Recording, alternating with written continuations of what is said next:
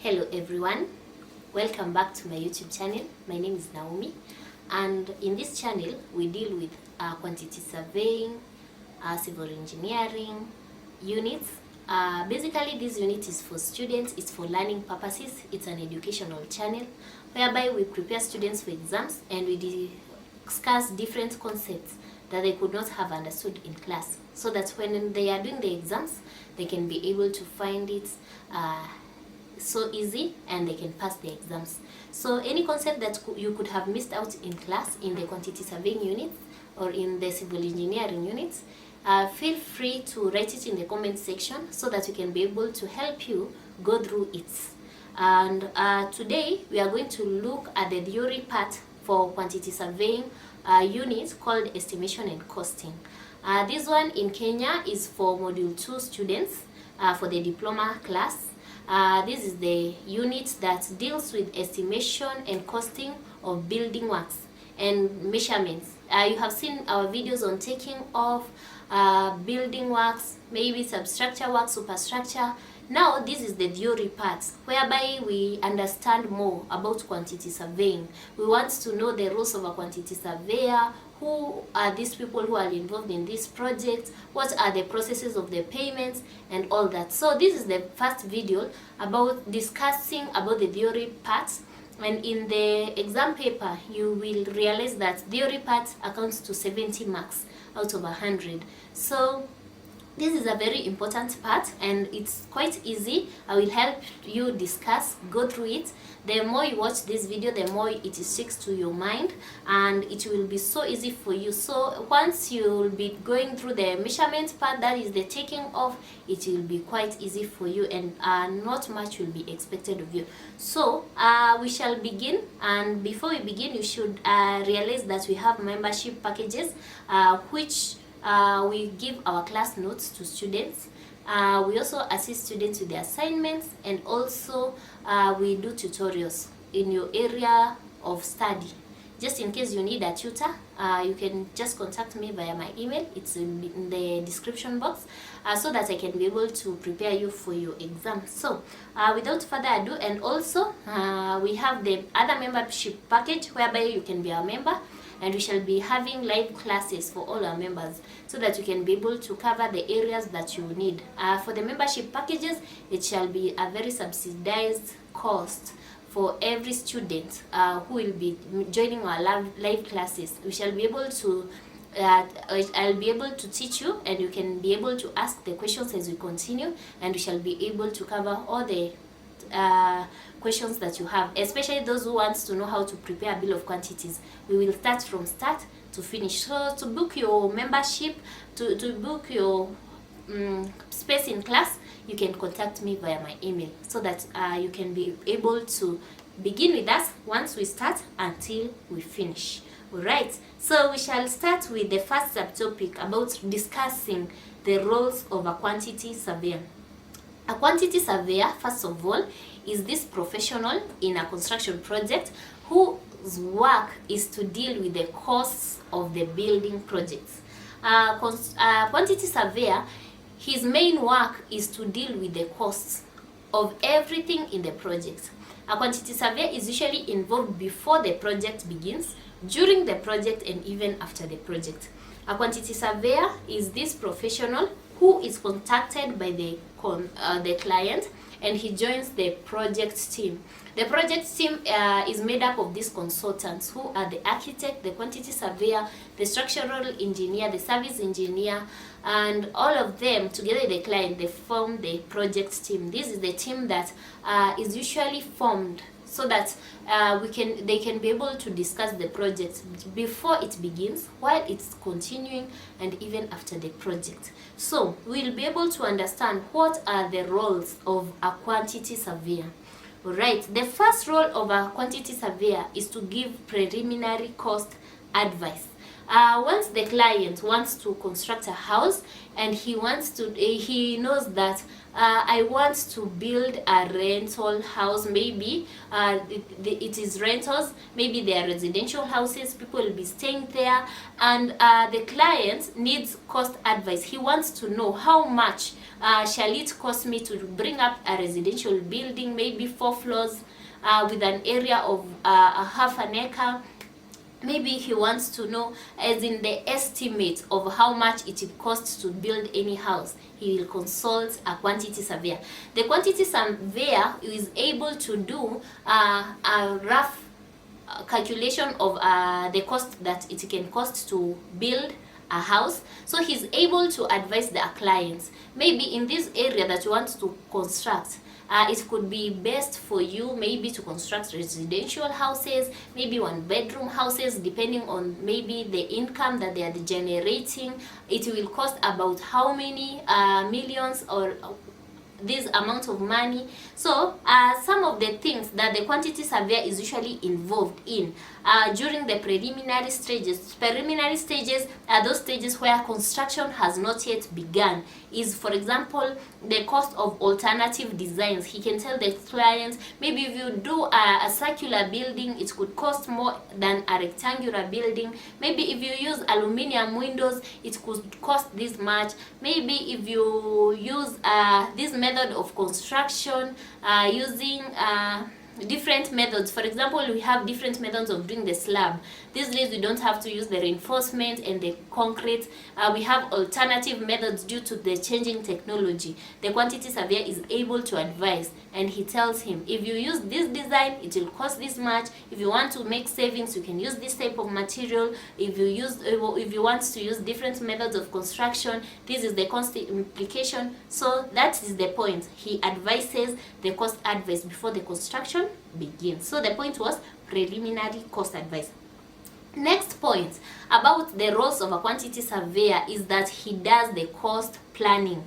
The cost planning is the technique used by the quantity surveyor, which aims to help all members of the design team to align jointly at effective designs for the project and to keep it within budget.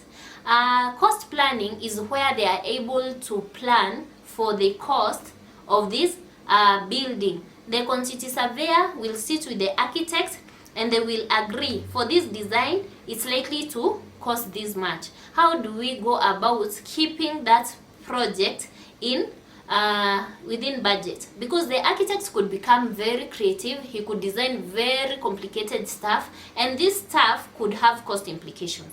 So when they are planning on the cost, the quantity surveyor will be able to tell them this building should amount to, the client has a budget of 10 million. So once you're designing, kindly keep it at 10 million. Don't bring to us very complicated designs which will go above the budget. So as the architect is designing, he has the cost implication in his mind. So he will be able to know, maybe the client doesn't have any problem with the cost.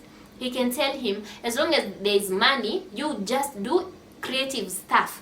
And the client and the design team, the structural engineer, they are aware about how to plan on the design based on the cost planning. The third point is he advises on the contractual methods. You know that in building contracts, there are different methods that can be used to award contracts. Yes, we can use different methods to award the contract. So the quantity surveyor usually advise on the best type of tendering and the best forms of contracts that suit the specific projects. For example, we have a university, and the university hasn't planned to do hostels, and there is great need for hostels. The quantity surveyor can come in and advise the clients just to do a private public partnership, whereby the clients, the contractor maybe can come in and do the building, then he can rent out the hostels, then students can pay back the contractor, then maybe after 5 years, after the contractor has got his profit, he can hand over the building to the university, maybe on such basis. So the point is, he advises on the contractual methods. He advises on the best method of tendering and the best form of contract. Tendering is where we award the tender to a contractor to do it. He can advise the client, can we use selective tendering? That's where we approach a contractor, then we request them to tender so that we can be able to to use specific tenders for different contractors who we are aware of, and other than opening the tender to everyone, to any contractor, so that they can apply open tendering. You see, the contractor, the quantity surveyor is able to advise the client on the best method of tendering depending on the specific project. All right.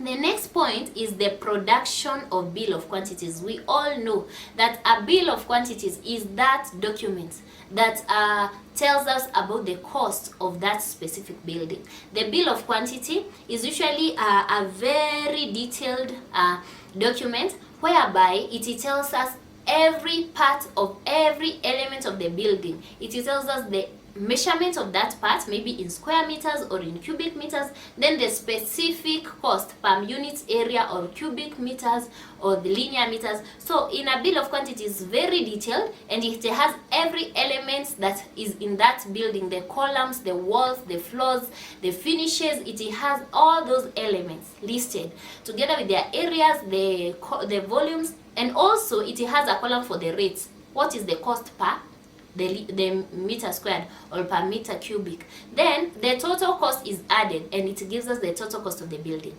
This one is usually the form of basis for contracts when we are awarding contracts, and even when we are having contracts and we want to make a stage payment, maybe after 1 month we need to pay the contractor, we will go back to the bill of quantity and check how much were we paying for that work. So it is the basis of the contract. So the quantity surveyor is involved in the production of the bill of quantity. Actually, it is the work of the quantity surveyor to produce for us the bill of quantity, so that we can be able to do the tendering, to choose the contractor, that is, and also during the contract we can be able to know how much we are supposed to pay the contractor. That is it is the basis of the contract.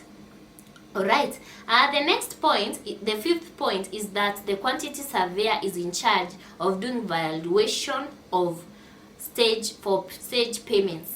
You see, the contractor needs to be paid after he has started building. You know, the contractor cannot have all the money that he needs in other types of contracts. Maybe for the lump sum contract whereby the contractor and the client have agreed. Maybe the contractor can just do the whole building, then receive his payment later. But in most contracts, the contractor expects the client to be making stage payments as we continue. Mostly within a month, after 1 month is done, the quantity surveyor should do the measurement of the work that has been done, maybe the materials on site, then pay the client. So the person involved for this valuation is giving a value of money to all the work that has been done for the stage payment. Stage is payment, we have said, is that after some time we pay the contractor. After some time we pay the contractor. The person in charge for paying the contractor for making the valuation. Valuation is measuring the work, then giving it a value. Valuation for stage payment is the quantity surveyor. You should go to site, measure the work, see the materials that the contractor has bought, then check the bill of quantity, check what it says the value of all that work is, then do a valuation, write to the architect so that he can say the evaluation, the work that has been done by the contractor, maybe it amounts to 10 million, then the architect will approve, then the client should pay. We shall be able to look at that process of making the payment in future in our next video. So the next work of the quantity surveyor is to do a valuation of variations of the contract. Valuation, we have said, it's giving a monetary value to something. Once we say what is the value of this padlock, if it's a padlock, what is the value? Maybe we can say it's 1,000 shillings. That value that we have given to this padlock is saying it's a valuation. Then variation is the changes in designs, alterations in design, specification, as in we were to use concrete ratio 1:2:3. Then the structural engineer came in and said that we should use 1:4:6. Maybe that change, it brings us cost implication. It's called a variation. Now, once variation happens, those changes, the quantity surveyor should give the monetary value for those changes. He should value the variation. So it is the work of the quantity surveyor to do the valuation of variations in the contract. Any change that comes up, he should give a monetary value so that the contractor can be compensated, or we can be able to know if there are savings that have been done, there is that balancing that should be done in the bill of quantities. The next point that the quantity surveyor does is he deals with the fluctuations in cost for materials and labor. You see, buildings are done over a long period of time. If it's a very big building, then there are changes in economic times. Maybe once we was beginning to build, the cost of cement was at 600. The building took a period of like 2 years. By the end of the 2 years, maybe even the government policies have already changed. So you'll find the bag of cement going for 1,000 shillings. These changes in prices, they are called the fluctuations. The person in charge of looking into these fluctuations, depending on the type of contract, is called the quantity surveyor. He looks into the fluctuations in cost and labor. All right, so the quantity surveyor must check about he should check about the fluctuations. Then he should agree with the contractor depending on the contract, so that he can be able to advise about how the contractor should be compensated. Then another work of the quantity survey is to prepare the final accounts. The final account is that calculation that he will give us at the end of the building project, so that we can be able to know this building that we have been doing, what is the total cost, how much has it amounted to. There were changes. The final account cannot be the same as the estimated cost, because once we are building, there are changes that comes up. So he will do a final, it's like a BQ, to tell us this is the total cost we have done since we began this building until we have completed. Now that total calculation of the cost is called the final account, and it is the work of the quantity surveyor to prepare for us the final account once the building has been completed. There are other smaller roles, other roles of a quantity surveyor which may not be so major. For example, the quantity surveyor is the one in charge of the arbitration. Arbitration is the formal process of settling disputes. Once there is disputes between the contractor and the client, maybe there are issues on costs, there are disputes, the quantity surveyor is the one who is in charge of coming in and advising according to the laws of Kenya, maybe of that country. What does the constitution say, as in what is the process, that the legal process of settling the dispute. Maybe the contractor came to site, he left the work halfway, he disappeared. The quantity surveyor is the one who should come in and try to bring peace, and also he should be able to advise on the method of solving that dispute according to the formal process. So the quantity surveyor is usually aware of the construction law.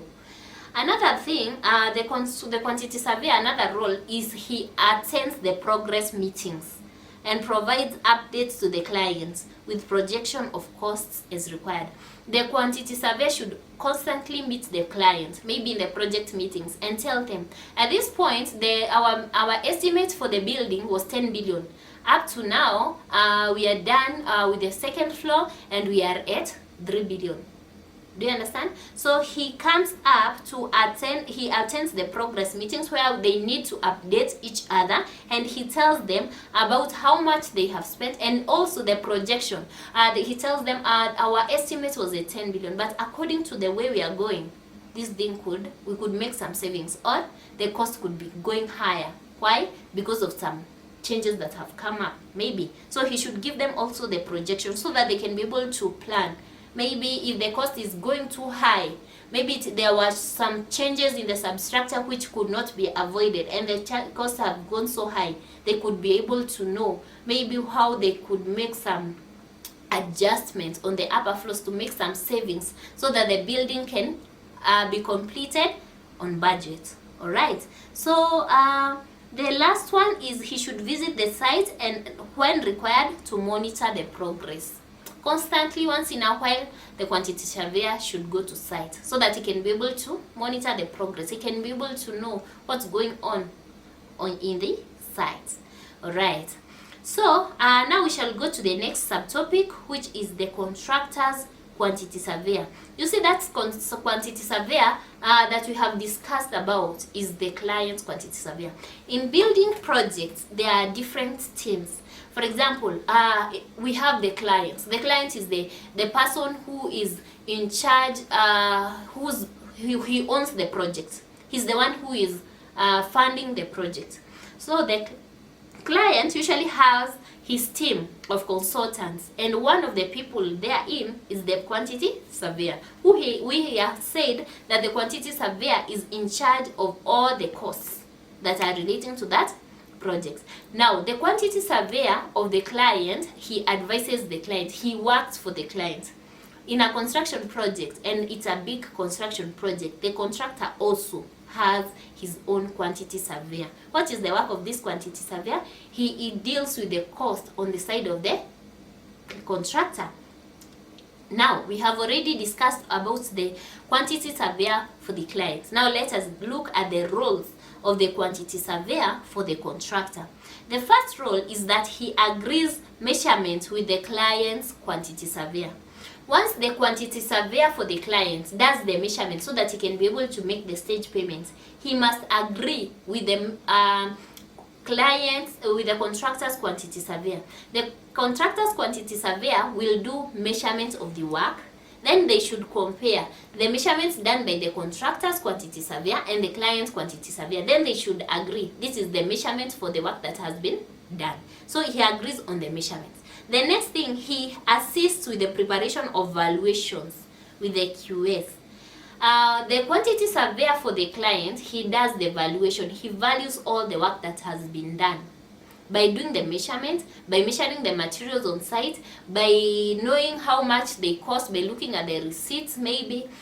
The contractor's quantity surveyor should assist the client's quantity surveyor when they are doing valuations. They can measure together. He can tell him these are the materials that are on site. He can give him the receipts so that he can see how much the value, so that they can be able to be paid. The next point is agreeing value of variations with the quantity surveyor. Now, the value is the amount of money that should be compensated or should be paid to them contractor. It is the work of the quantity surveyor for the contractor to agree the value with the quantity surveyors or with the quantity surveyor for the clients. How do they agree the value? Sometimes they go back to the bill of quantity. If the nature of the work is the same as the work that was being done on site, maybe we were doing walling, then an extra wall was introduced, there is a variation. So to agree on the value of that wall, we need to go back to the bill of quantity. Even in terms where there are no variations, there is that work that has been done. So that we can know how much should we pay for walls, we should go back to the bill of quantity and see what does the bill of quantity say about the rate of doing a wall per meter squared. So we shall take that value, then we must remember what has been done to get the value. Maybe they have done 10 meters squared, then we are paying 10,000 per meter squared. So we'll take 10,000 times 10 so that we can know the wall that has been constructed, it amounts to this much. Alright, so they should agree the value based on maybe the bill of quantities. Maybe that work is not in the bill of quantities, the variation. They have to agree on how to come up with the value for that work. Alright. The third work of the quantity surveyor for the contractor is to prepare information with regard to fluctuation claims. Fluctuations usually happen because of changes in cost of materials and labor. The quantity surveyor for the contractor should be able to provide information. He should be able to prove there is fluctuations. Maybe with the bill of quantities, we had calculated the cost of cement at 600. Now it has gone up twice to 1200. He should be able to prove to us it has gone high. As in any information that a quantity surveyor may need, he should be able to provide. So he should keep proper documentation. Alright, another one, he should agreeing the final account with the quantity surveyor. The final account is usually prepared to show the total cost of that project, and it's the work of the quantity surveyor for the client. It is also the work of the quantity surveyor for the contractor to agree with the final account prepared by the client's quantity surveyor. How do they agree? By going through it and also doing his final account. Then they should compare and agree. Wow. So those are the works of the quantity surveyor for the contractor. Now we'll go on to the role of contractors. What is the work of the contractors now that the contractors are usually awarded the contract? What is the work of contractors? This is the work of the contractor. The contractor is responsible for bidding for the job. Okay, who will give the contractor the job if he does not bid for it? Bidding is that process of feeding in the tender document, then handing it over so that he can see whether he'll be awarded the tender. It is his work to look for that job by bidding for the job and obtaining it. Then the contractor should provide all the materials, labor, equipment and services necessary for the construction of the project. Once he's awarded the tender, it is the work of the contractor to provide for the materials. He should provide for the labor. He should look for the workforce. Then he should provide for the equipment. Maybe they need a vibrator for the concrete. Maybe they need concrete mixing machines. It is the work of the contractor to provide for the equipment. Maybe they need a winch. Maybe it's a very high building. Yeah, it's the work of the contractor to provide for the equipment. And also, he should provide for the services. Services in this case means electricity, the water needed, and everything that is necessary for the construction of the project. The next step role, he should hire specialized subcontractors to perform all the portions of the construction work. The client will not hire subcontractors, no, unless he wants one specific or very few specific for very specialized work. The client is not involved in the construction. Once the tender has been awarded to the contractor, it is his work to go look for subcontractors, maybe the plumbers, maybe the electricians, maybe tiling, he needs a subcontractor. Maybe it's a very big project and he wants to just manage the project. He wants subcontractors to do the work. It is his work to go look for the subcontractor to perform all portions of the work. Once we give the contractor the work, we expect him to do all the work. All right. So he should look for subcontractors to do the work. The next thing, he should supervise all employees and subcontractors to ensure that the project is completed per scope and within all building codes, laws and regulations. Anything that goes around in the site, the one who is in charge is the contractor. He should be able to supervise. Everyone is under the contractor to supervise all the employees, all the subcontractors, so that he can ensure that they stick to the building code, all the rules that are placed in the building for the building, all the rules, laws and regulations. The person who is in charge and who should look into them is the contractor.